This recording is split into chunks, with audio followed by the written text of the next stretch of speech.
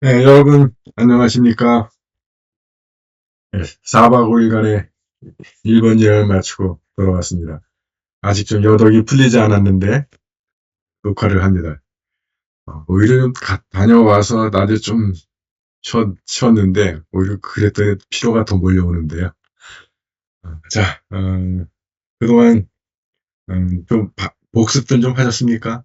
네, 오늘은 아무래도 댓글은 못 달 것 같고, 자고 나서 내일, 이제, 댓글을 좀 한번 둘러보도록 하겠습니다. 어, 본론으로 들어갈까요? 네, 오늘의 예시는 누가복음 19장 1절에서 10절, 자케오의 이야기입니다. 제가 읽겠습니다. 예수께서 예리고에 이르러 거리를 지나가고 계셨다. 거기에 자케오라는 돈 많은 쇠관장이 있었는데 예수가 어떤 분인지 보려고 애썼으나 키가 작아서 군중에 가리워 볼 수가 없었다. 그래서 예수께서 지나가시는 길을 앞질러 달려가서 길가에 있는 돌무화과 나무 위에 올라갔다. 예수께서 그곳을 지나시다가 그를 쳐다보시며 자케오야, 어서 내려오너라. 오늘은 내가 내 집에 머물러야 하겠다 하고 말씀하셨다. 자케오는 이 말씀을 듣고 얼른 나무에서 내려와 기쁜 마음으로 예수를 자기 집에 모셨다. 이것을 보고 사람들은 모두 저 사람이 죄인의 집에 들어가 묵는구나 하며 못마땅해 하였다. 그러나 자케오는 일어서서 주님, 저는 제 재산의 반을 가난한 사람들에게 나누어 주렵니다. 그리고 제가 남을 속여 먹은 것이 있다면 그 네 갑절은 갚아주겠습니다 하고 말씀드렸다. 예수께서 자케오를 보시며 오늘 이 집은 구원을 얻었다. 이 사람도 아브라함의 자손이다. 사람의 아들은 잃은 사람들을 찾아 구원하러 온 것이다 하고 말씀하셨다. 아멘. 자, 첫 번째 관찰, 무엇이 쓰여 있는가? 네. 내용은 자케오를 만난 예수님 또는 예수님을 만난 자케오, 다음 맞겠죠? 자, 그러면 육가 원칙에 따라서 살펴보면 언제 주님께서 예리고에 들으셨을 때, 역시 중요한 것은 우리가 이때에서 어떤 날짜가 나오지 않더라도 어떤 상황이 발생하는 때잖아요. 근데 주로 지금 제가 거듭 말씀드리지만 이 일들이 주로 길가에서 길을 걸어가시면서 그러니까 우리 인생 여정 가운데 발생하신다는 거예요. 그리고 그 주님이 2000년 전에 이 땅에 오셨지만 모든 사람이 다 병 고침받은 게 아니잖아요. 오직 주님과 만났던 사람들, 즉 주님을 만나면 모든 문제가 다 해결받지만 그렇다고 나는 가만히 있는데 해결받는 건 아니라는 거예요. 내가 주님을 찾아 나서야 하고 주님과 만나는 사건이 일어나야 하고 그 포인트를 잡는 게 중요합니다. 주님께서 예리고에 들으셨을 때, 이때가 바로 자케오의 입장에서 이야기하면은 자케오에게 하늘의 문이 열린 때가 되는 거죠. 그래서 제가 여러분들 스페이스에서 붙잡아야 할 약속 드는 게 그거예요. 성경이 신약과 구약 약속의 책이잖아요.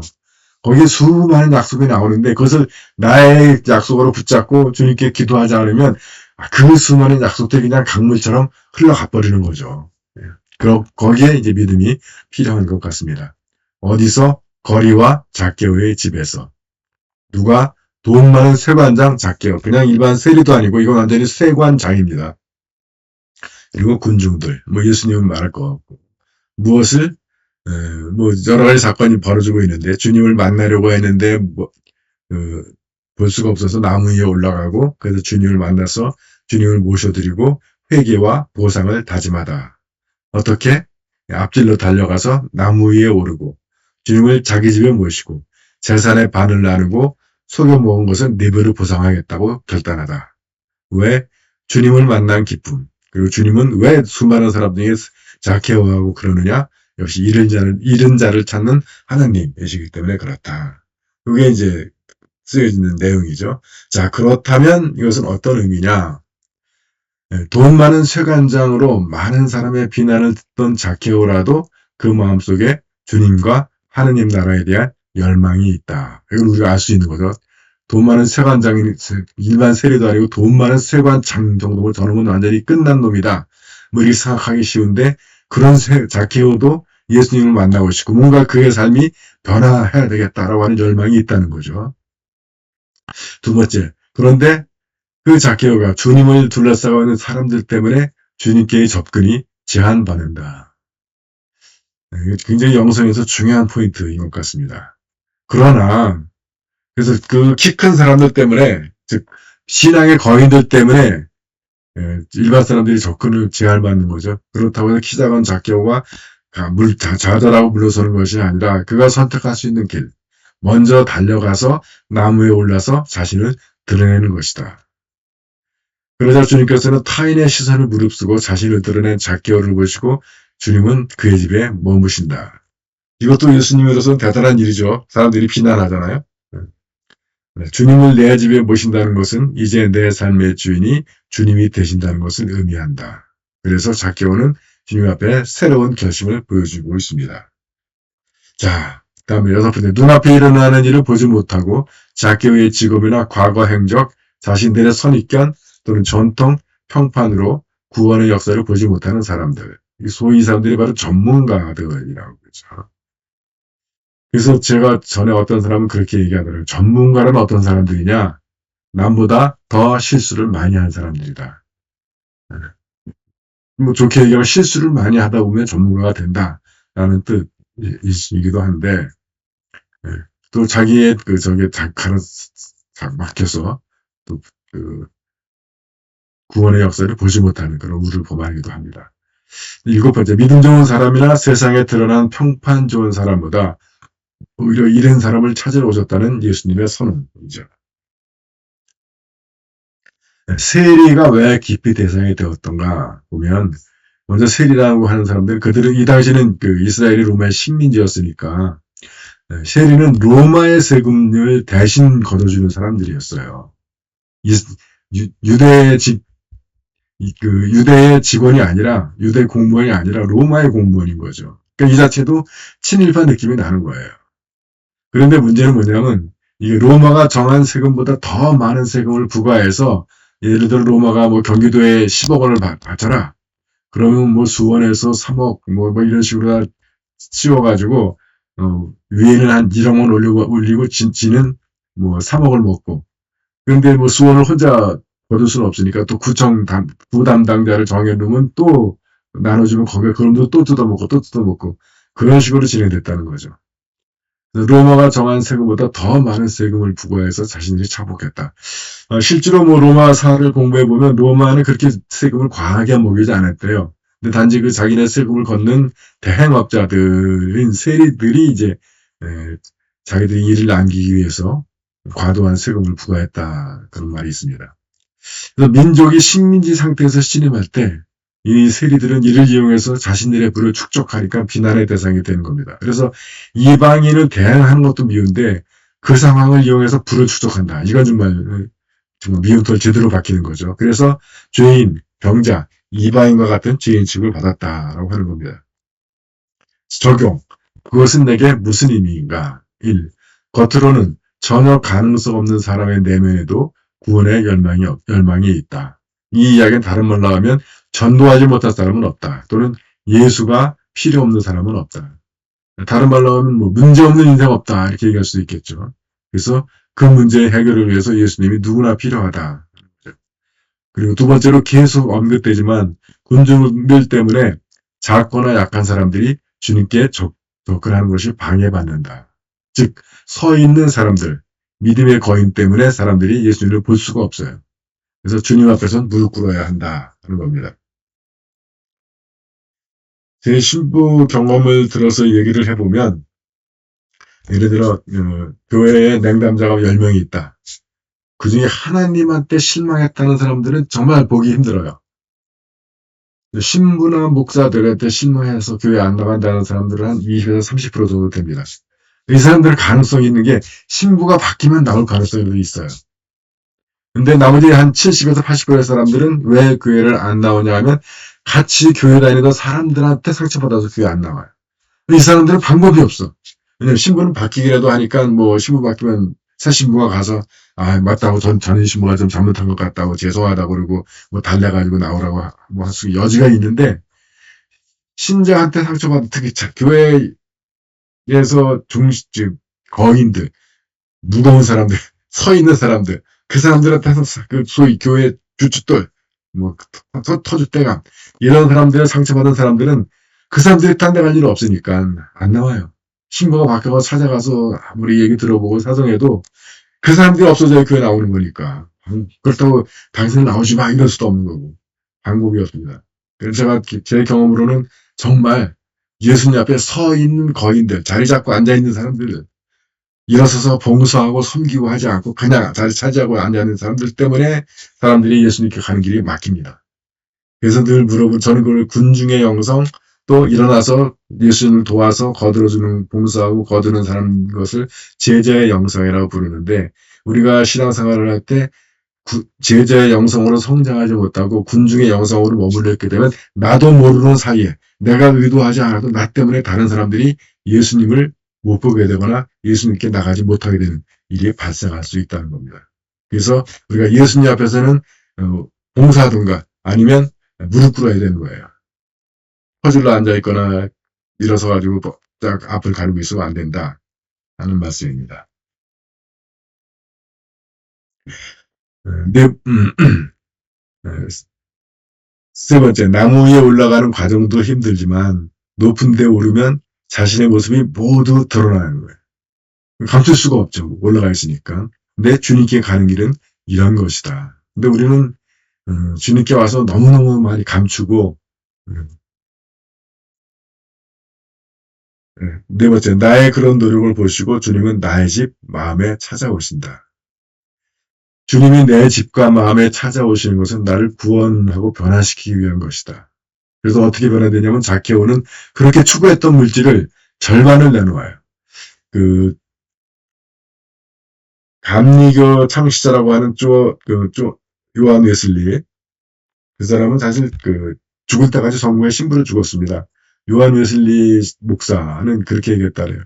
지갑이 회개해야 진정한 회개다. 직업이 회개하지 않으면 그건 진정한 회개가 아니다. 물론 좀 지나치게 너무 물질 중심적으로 얘기하고 있긴 있는데 오늘날 특히 자본주의 사회에서는 정말 돈 문제에 있어서 우리가 회개하지 않으면 그걸 정말 진정한 회개라고 보기 정말 쉽지 않습니다. 예수님 말씀대로 우리 물질이 있는 곳에 우리 마음이 있어요.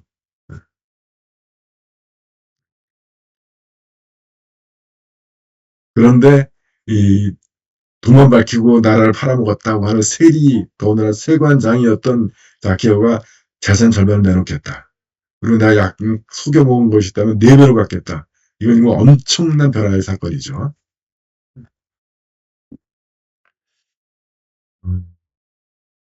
그래서 이게 회개라고 하는 말, 메타노이아라고 하는 것은 가던 길에서 유턴한다는 뜻이에요. 그래서 예수를 믿기 전과 예수를 믿는 후 나는 어떤 사람이 되었나. 일곱 번째, 주님이 다른 사람의 삶에 일으킨 역사를 보면서 우리는 어떤 느낌을 받는가? 주님의 마음으로 함께 기뻐하는가? 아니면 그것을 질투에 폄하하거나 루머를 퍼뜨리지 않는가? 저것도 정말 목회하면서 너무너무 힘든 부분이에요. 저 뭐 몇 번 그런 간증했지만 제가 어느 교회에서 저 목회 초창기에 새 신자들이 너무 변하는 거예요. 새로 많은 신자들이 많이 들어오고 그러니까 신부의 입장에서 너무 기뻐가지고 그 사람들을 막 칭찬해서 설교 시간에도 칭찬하고 저는 교인들로 저와 같은 마음일 줄 알았어. 그랬는데 기존 신자들이 2명이 한 주에 같은 주에 절 찾아와가지고 그 사람들을 비난하더라고요. 첫 번째 사람이 왔을 때만 하더라도 에이 당신이 너무 오버센스다. 너무 예민하게 받아들이는 것 같다.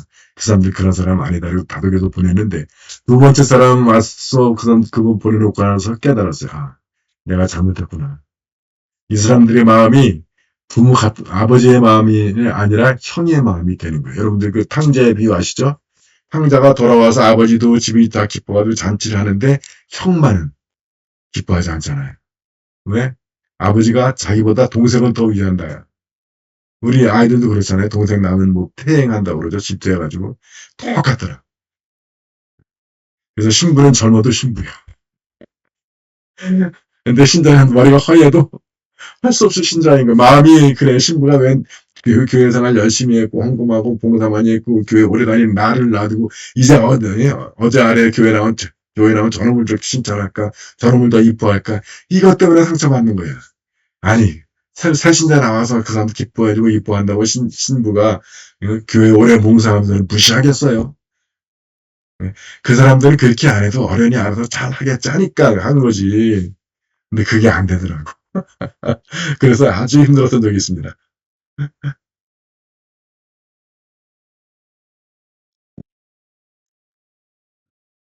그래서 이건 포인트를 잡아봤어요. 주님이 다른 사람의 삶에 일으킨 변화를 보면서 우리는 어떤 느낌을 받는가? 주님의 마음으로 함께 기뻐하는가? 아니면 그것을 질투에 폄하하거나 루머를 퍼뜨리지 않는가?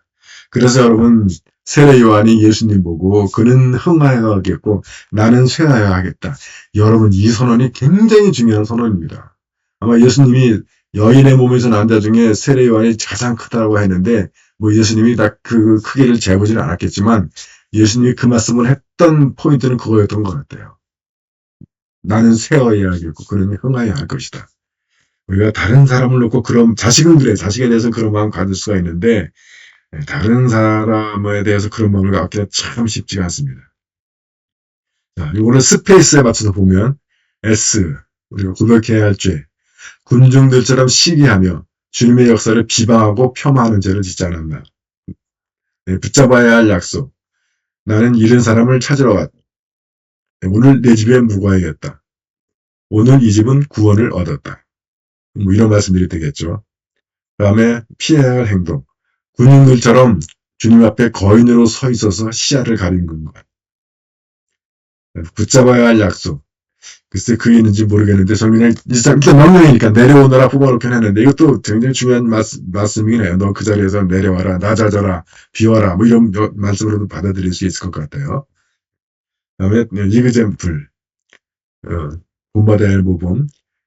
주님을 만나기 위한 열정으로 돌무화과 나무 위로 오르는 자키오. 주님을 자기 집으로 모시고 회개의 결단을 하는 모습. 이렇게 한번 뽑아봤습니다. 여러분들은 어떤 걸 뽑으셨는지요? 자, 오늘의 과제는 출애굽기에서 뽑았습니다.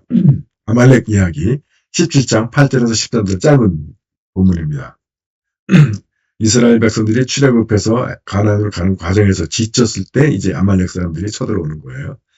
읽겠습니다. 아말렉 사람들이 몰려와 르비딤에서 이스라엘 사람들과 싸움을 벌였다. 모세가 여호수아에게 명령하였다. 장정을 뽑아서 내일 아말렉과 싸우러 나가시오. 나는 하나님의 지팡이를 손에 들고 산 꼭대기에 서 있겠소. 여호수아는 모세가 지시하는 대로 아말렉과 싸우러 나갔다. 모세와 아론과 후르는 언덕 위에 올라가 있었다. 모세가 팔을 들면 이스라엘이 이기고 모세가 팔을 내리면 아말렉이 이겼다. 모세의 팔에 힘이 빠지기 시작하였다. 그러자 사람들이 돌을 갖다 놓고 모세를 그 위에 앉히고 아론과 후르는 모세의 팔을 좌우에서 각각 붙들어 떠받치니 해가 질 때까지 그의 팔은 처지지 않게 되었다. 그래서 여호수아는 아말렉과 그 백성을 칼로 쳐 이겼다.